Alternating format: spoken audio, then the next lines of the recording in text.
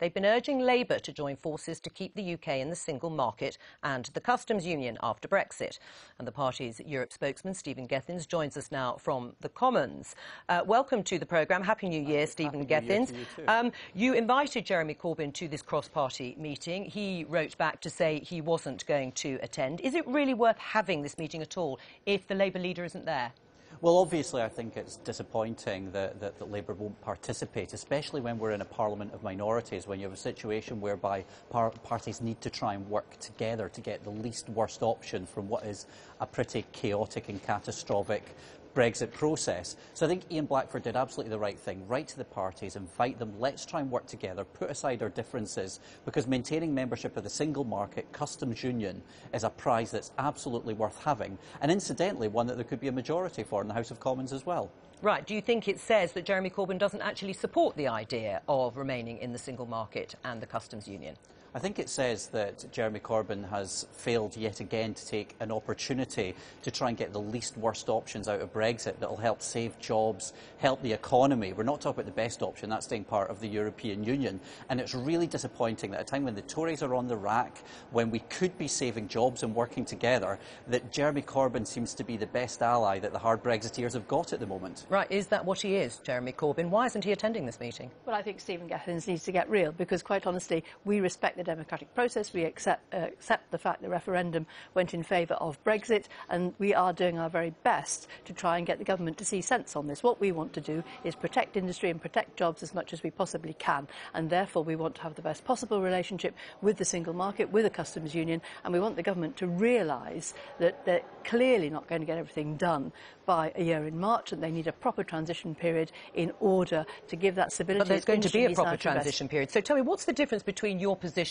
and the government's position when it comes to these negotiations? Well, we were absolutely clear back last August that we want a proper transition period so that business can plan now. They're already planning for a year hence and 10 years hence, many of them, and they need that. And there's been shilly-shallying on the Conservative benches about whether or not to have this transition period. So that's the first thing that we would say. Secondly, we're extremely clear that any Brexit negotiations must protect jobs in this country, and that means trying to negotiate the very best deal we can in terms of access to the single market, in terms of a form of customs union. Right, I still don't see the difference between your position and the government's position, because as I understand it, the government is seeking an implementation period or a transition period, as it says, and that will be debated. And it's not just the SNP who are critical of your stance and the fact you're not going along to this meeting. So does your most successful former Prime Minister, Tony Blair. What do you say to his remarks? If Labour continues to go along with Brexit and insists on leaving the single market, the handmaiden of Brexit will have been the timidity of Labour.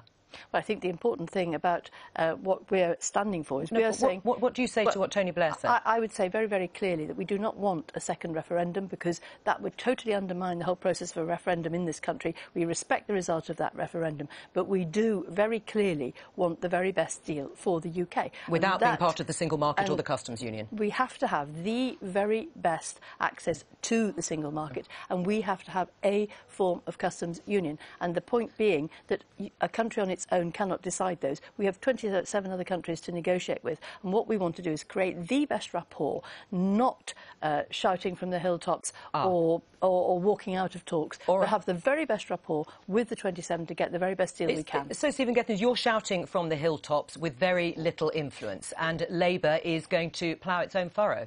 Well, look, that's a very disappointing response from Nia there, but one that exemplifies the Labour front bench and one that a lot of Nia's colleagues themselves disagree with. Look, the best option for jobs in the economy, and Nia talked about full access to the single market, well, it's membership of the single market. That's best for jobs in the economy. It's not as good as being a member of the EU, but we've said we'll compromise, and that's why you work together with other parties. But Labour's absolute chaos on this is letting the Tories on the hook when they're stuck out on the floor, when they're making a mess of this, and we have a responsibility to save as many jobs out of this as we can, and we know from economists and we know from others that membership of the single market is the least worst option for this at the moment. Without Labour, what are you actually hoping to achieve?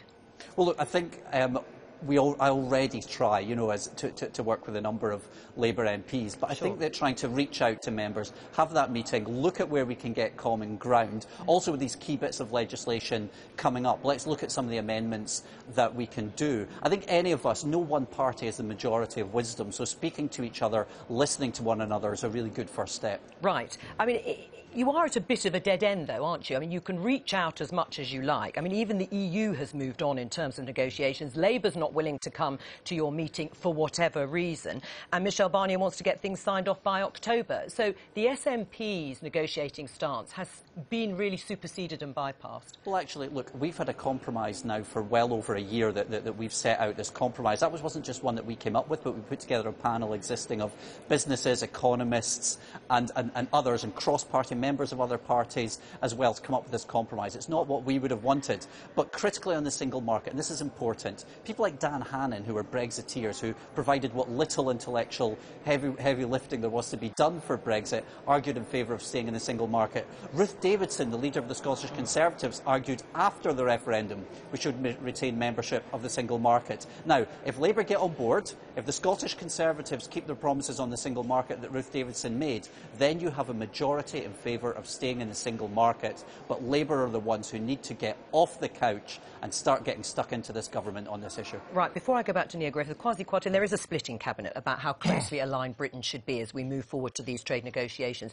Do you favour a closer alignment to the EU or a quick divergence from the rules and regulations? I don't accept the premises of your question. I think there's a debate. I don't think it's in this binary battle between close alignment or what sharp would you like exit. to see? Staying closer to the status quo or moving away? I've always been a Brexiteer, but I've always seen that it was part of a process. It's not a binary thing. The next day won't be that different from the day before, as it were. We will be able to diverge. That's what I want to do. I want to be able to control the borders of this country. I want to be able to keep more of our money, and I want to have... But the time frame is fairly fluid. I want Parliament to be sovereign.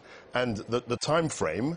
I don't think it's that fluid. I think it will happen, but we've got to show some flexibility, and we have. Right. I mean, we now have a 2-year implementation period on the table, which, frankly, we didn't have before. So the thing is evolving. We will leave the single market and the customs union, I hope, but I think it's a process that we'll have to embark on. And just, do you expect to have an agreement on a transition period, the implementation period, by the end of March this year? I'm very confident that we will get a very good deal with the EU. All right.